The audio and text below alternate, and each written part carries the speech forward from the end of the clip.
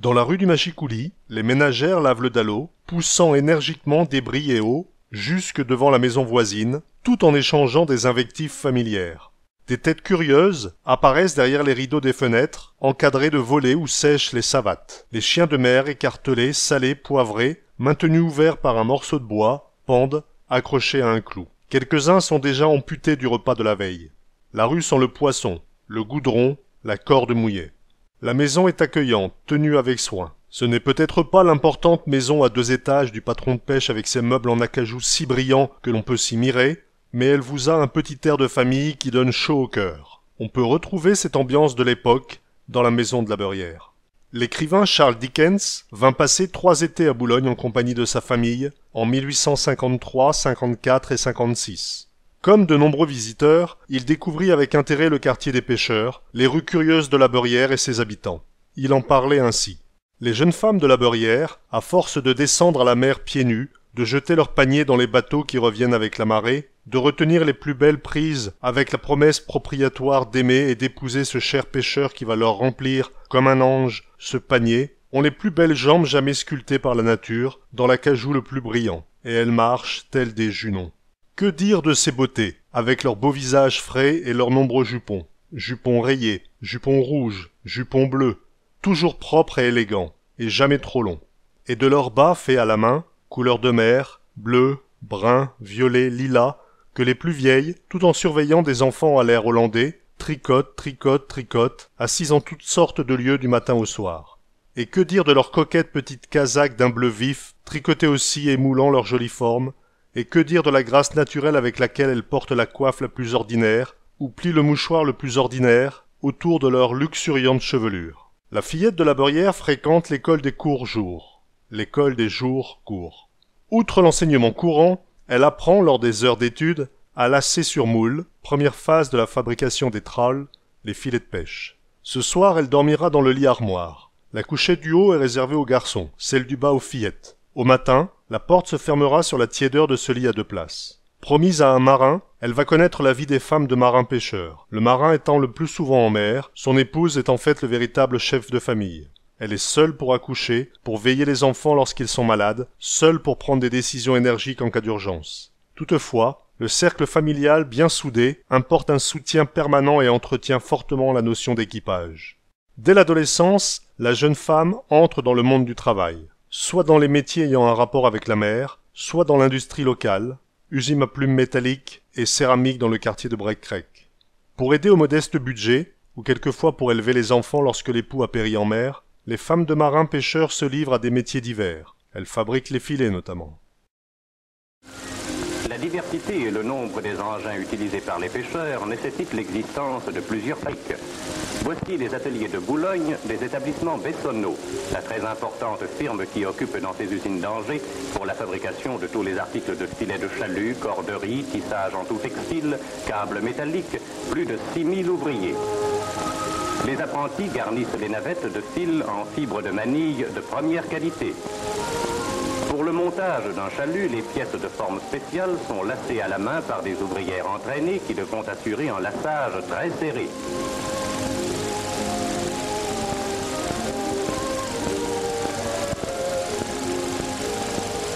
Ces pièces sont ensuite emmaillées sur des alaises ou nappes de filet fabriquées d'avance à l'usine.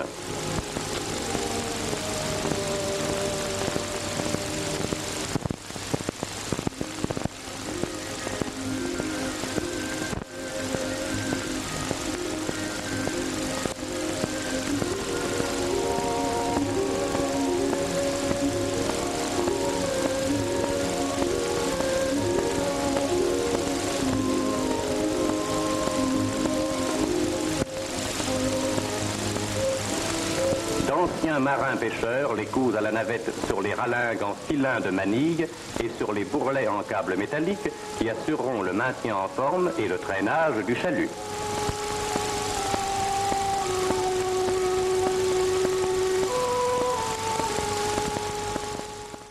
Les matelotes peuvent être ramandeuses dans les greniers de Capécure, réparant les filets de pêche abîmés par la mer. Elles peuvent être lasseuses. Après avoir fait la provision de filets de coton dans les fabriques, elles confectionnent à domicile les alaises, les parties droites du chalut. Les matelotes peuvent être moulières, toujours à la grêle du temps, passant des heures à cueillir des moules, quel que soit le temps, et ramener de lourds paniers.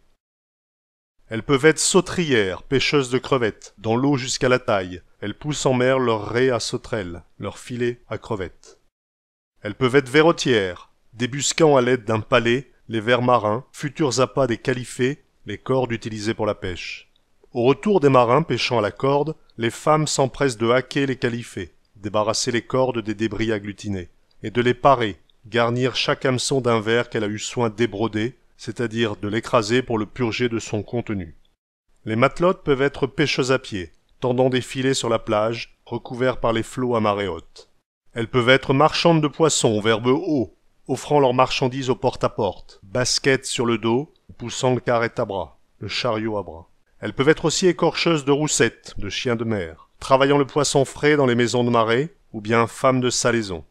Les fileuses travaillant aux pièces découpent les filets de hareng avec dextérité, quelquefois jusqu'à 150 kg par jour. On les appelle les femmes au blanc, ou filles au blanc ballotin. Ce hareng salé est ensuite arrimé et emballé dans de petits tonneaux que l'on expédie aux épiciers dans les campagnes les plus reculées.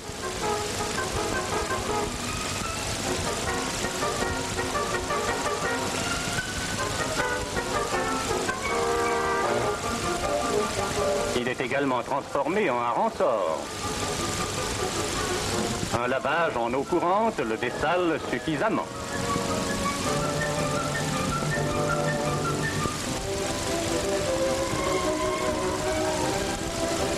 Il est enfilé par les ouïes sur de petits bâtons. Elles enfilent sur les aînés, les bâtons ronds, les futurs keepers ou bouffis, Ceux-ci sont placés sur des chariots qui sont introduits dans de grandes cheminées. qu'elles placent dans les corrèzes, les armoires où est réalisée la fumée. Après le refroidissement de la corrèze, dans la fumée presque irrespirable qui piquait aux yeux, irritait la gorge, Une fumée abondante est produite par du bois et des sciures de hêtre, de chêne et d'aune.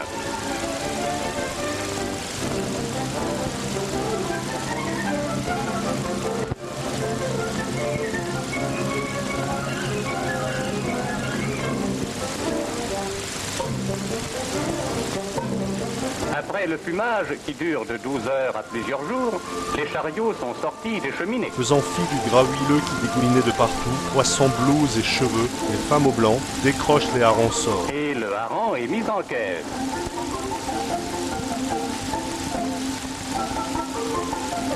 Le hareng-sort est également transformé en filet. Elles peuvent être employées dans les conserveries, travailler à la chaîne pour remplir les boîtes de conserve.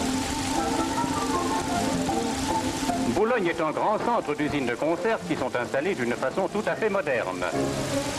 On y met en boîte des filets de hareng-sort à l'huile. On y prépare des harengs et des maquereaux au vin blanc et à la tomate.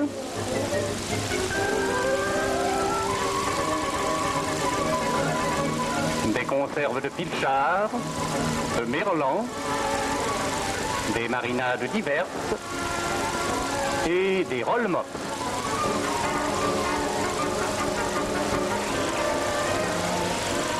Une phrase résume bien la vie modeste de ces femmes. Sa jeunesse s'était étiolée entre logis à briquet, maison à nettoyer, magasin de salaison et lit conjugal déserté. Tout en haut du quartier de la Beurrière, l'église Saint-Pierre découpe sa silhouette massive dans le ciel si bleu. Pratique religieuse, on a vu qu'en bas, c'était important, on faisait beaucoup de prières à la maison, mais beaucoup d'objets religieux. On allait beaucoup à la messe, les sorties de messe, c'était un événement important. Alors on sait que la matelote allait toujours pratiquement à la messe de 7 h le matin et retournait quelquefois le samedi et le dimanche dans une messe dans la matinée. La religion avait une emprise très très importante sur la vie sociale du quartier. D'une manière générale, la population boulonnaise était très sévère à l'égard d'un homme qui avait séduit une jeune fille, et pendant très longtemps, il était exigé réparation de la perte du capital des filles. Les usages anciens voulaient que le matelot qui délaissait une fille après l'avoir rendue mère ne trouvât plus aucune fiancée dans la ville.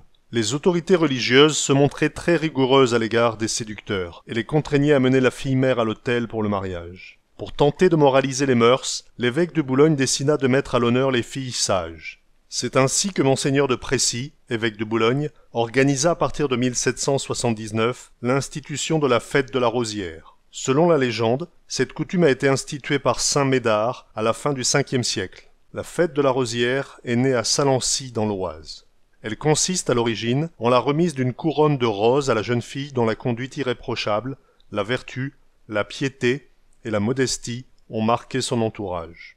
Le costume de la matelote boulonnaise évolue au cours du XIXe siècle. La jupe est de couleur rouge garance, mais aussi bleue, grise ou noire, souvent à rayures. Vers 1870, elle descend encore juste au-dessous du genou. Le caraco est plutôt marron, rouge cachou ou noir. Le châle à motif cachemire est à la mode. Le tablier de fine toile complète l'ensemble. Plus tard, la couleur dominante, tirant vers des teintes plus sombres, est relevée par un châle blanc ou de couleur plus chatoyante. Pendant les périodes de deuil, les châles sont plus sombres ou noirs. La coiffe va également se transformer. D'un simple bonnet, le volant se relève pour former une étroite auréole de dentelle tuyautée. C'est cette dernière qui, s'épanouissant progressivement, donne naissance au célèbre soleil, devenu le symbole de Boulogne.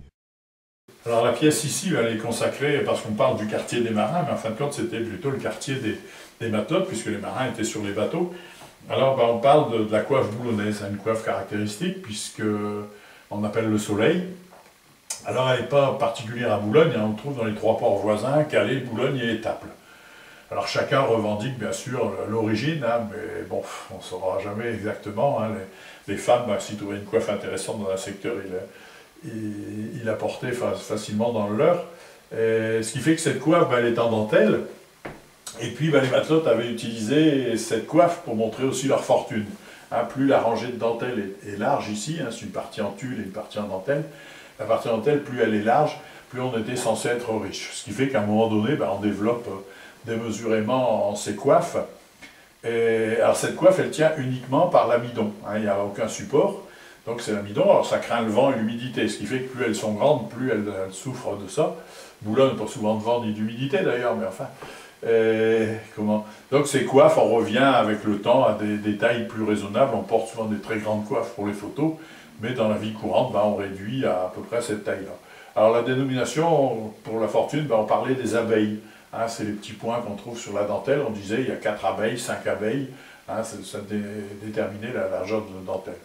Alors les boulonnais qui n'étaient pas chauvins, ils disaient Calais était spécialisé dans la dentelle, mais les boulonnais qui est assez chauvin et pas toujours bien copain avec les Calaisiens, alors disaient surtout on ne met jamais de la dentelle de Calais.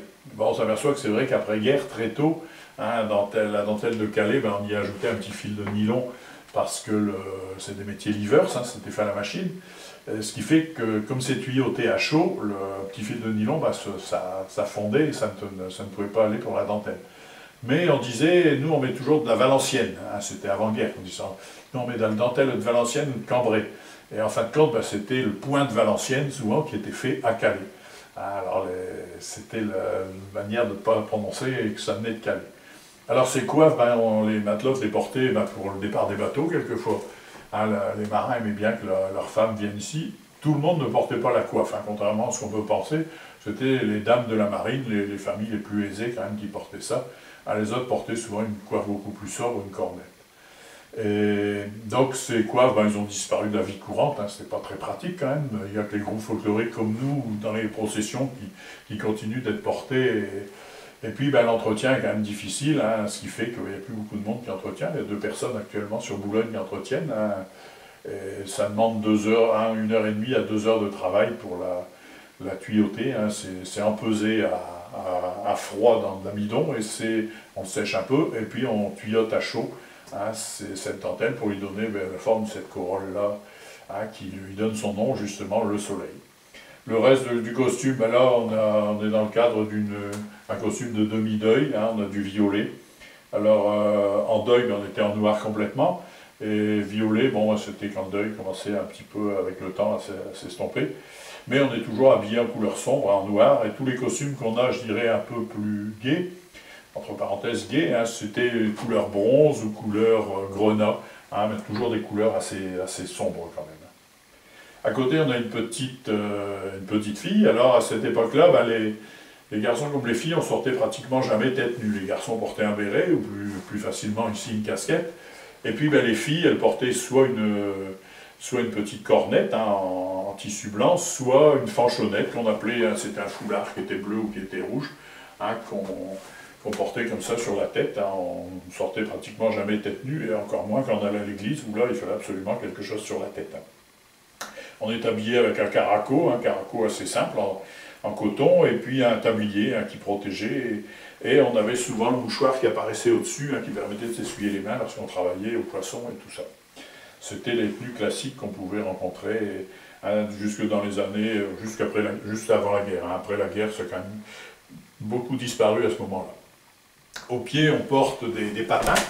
Les patins, c'est des petits sabots en bois. Alors ces sabots en bois, on les ressemelait pour qu'ils tiennent longtemps, bien sûr. Et puis, on portait ça hiver comme été, on était pieds nus. Hein. Les fameux patins, c'était le nom qu'on donnait à ces sabots, qui portent des noms différents selon l'endroit. À Étape, on disait des galochettes, ici c'est des patins. Ici à côté, on a l'évolution de la coiffe. Donc la coiffe, elle n'a pas toujours été aussi imposante qu'elle l'est maintenant. Au départ, on a une coiffe comme ça dans les années 1840 à peu près, qui est la coiffe de cérémonie. Au départ, on a une cornette tout simple, et puis après, on y met une rangée de dentelles. Et cette rangée de dentelles, on dit que la duchesse de Berry, mais qui a passé dans beaucoup de régions en France, veut développer l'industrie de la dentelle. Et elle dit aux Boulonnaises, il faudrait faire évoluer en hauteur cette coiffe, et on arrive à une coiffe là, 1860-1880, où là la coiffe prend de la hauteur. Alors d'abord relativement simple, avec un petit liseré en dentelle, et puis après on développe cette partie de dentelle, et c'est là que les matelotes en font un symbole de leur richesse, de la richesse de la famille. Et puis on finissait souvent avec ce qu'on appelait une coiffe de deuil, où là c'est une coiffe où on n'a pas du tout de dentelle, qui marquait justement le deuil. Alors ces coiffes, ils sont très très courantes dans les familles, parce que à cette époque-là, on était de deuil avec des règles bien particulières. Un cousin, c'était 3 mois, un oncle, c'était 6 mois. Après, si on perdait son mari, ce qui arrivait souvent malheureusement dans la marine, là on était de deuil quasiment toute sa vie. Donc quand on ne portait plus de soleil, ou là, si on portait un soleil dans les grandes occasions, c'était un soleil comme ça, où là il n'y a pas du tout de dentelle, qui était vraiment très sobre. Voilà un peu les coutumes qu'on utilisait dans la marine. Alors, ce tuyautage de soleil, à cette époque-là, il y avait pas mal de gens qui pouvaient en faire, parce qu'il y avait beaucoup de soleil. Maintenant, c'est de soleil coiffe. Maintenant, c'est devenu quand même plus rare, donc il y a 2 personnes qui en font encore. Et ils en font pour les groupes folkloriques comme nous, ou alors pour les cérémonies religieuses où les gens refont leur soleil, parce que ça souffre quand même très rapidement. Il suffit d'un peu d'humidité ou de vent, et tout est à refaire. Ici, ce qu'on appelle le soleil, le chapeau en dentelle. C'est le chapeau traditionnel de la matelote boulonnaise. Bon, ça ne se porte que les jours de grandes occasions. Pour le travail, comme la picarde, la provençale, la lorraine, la boulonnaise. Elle porte une cornette. Ça ne peut pas se porter au travail.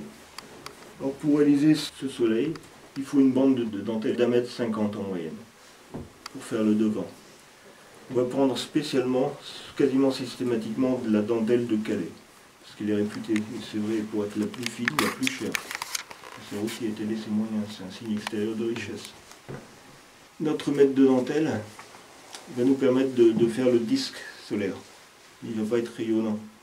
Alors pour donner ces rayons au soleil, on va mettre des fers à tuyauter au four. On va les faire chauffer. On a amidonné notre dentelle. L'amidon va la rigidifier, va garder la forme. Avec le fer chaud, on passe la dentelle et on tourne pour rendre le soleil rayonnant. Ça, on ne peut le faire qu'avec de la dentelle ancienne. Avec les dentelles contemporaines, c'est fini. Elles sont belles, elles sont fines, elles ont l'air résistantes. Oui, il y a un fil de renfort dedans. Même quand elles sont en bon coton, il y a un fil de renfort dedans. En général, il est en nylon. Alors, le fer chaud, le mètre 50 de dentelle, à la fin, on se retrouve avec un chewing-gum mâchouillé. C'est pas moyen de travailler avec ça. En ce moment, ils sont en train de relancer la dentelle à Calais. Il y a une association de passionnés qui a remis les machines du 19e siècle en état de marche. Ils vont en sortir, je pense. C'est un peu comme la coiffure, le soleil. Oui, ça c'est joli, le soleil. Si vous aviez un large soleil, oui.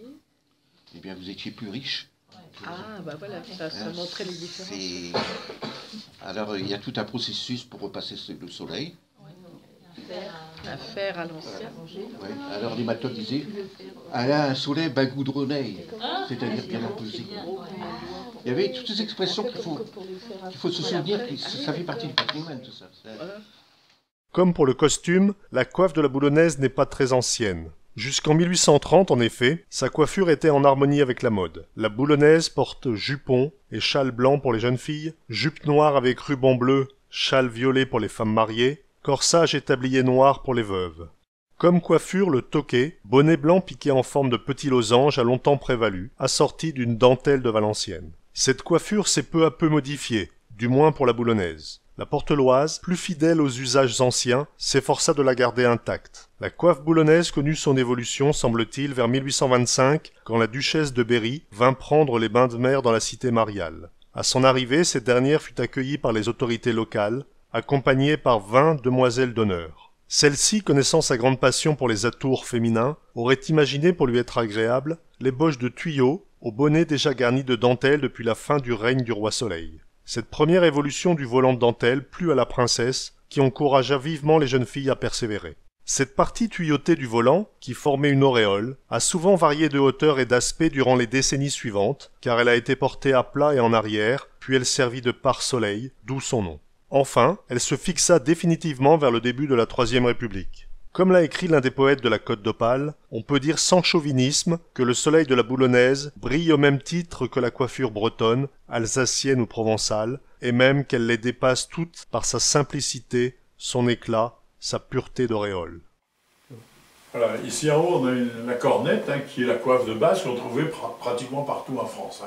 On le retrouve dans toutes les régions de France. C'était quelque chose qu'on portait à la fois à la ville, à la campagne ou ici dans la marine. C'est ce qui a donné naissance, bien sûr, par la suite au soleil. Alors ce soleil, on a vu qu'il n'était pas très pratique à porter quand même. Il craint le vent, l'humidité, ce qui fait que l'hiver, on portait une coiffe différente qui couvrait toujours la tête, qu'on appelait une bachelique. Donc c'est quelque chose de tricoté en laine chenille, c'est de la laine chenille noire. Et donc c'était tricoté, on appelait ça une bachelique ou une frileuse.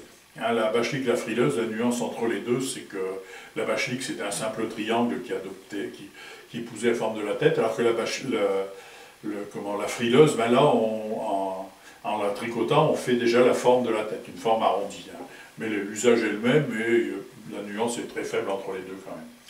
Pour tuyauter ces coiffes, on a ces fameux ciseaux à tuyauter.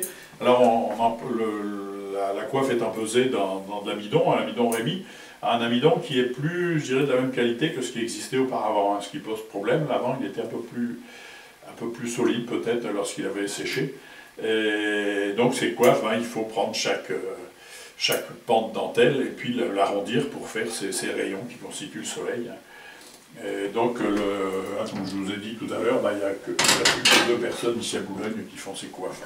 Le mariage du matelot a lieu souvent dans l'année suivant la libération de ses obligations militaires. Cette cérémonie est l'occasion d'une grande fête de famille et d'une coutume particulière, aller à dorlot, c'est-à-dire acheter un lot d'or en vue de l'offrir à sa promise. Les bijoux boulonnais en or sont nombreux et pittoresques.